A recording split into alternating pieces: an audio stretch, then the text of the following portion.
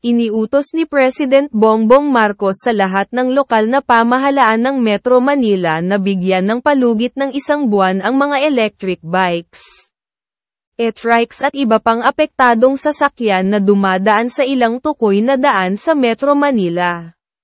Alinsunod sa MMDA Regulation No. 24-022 Series of 2024.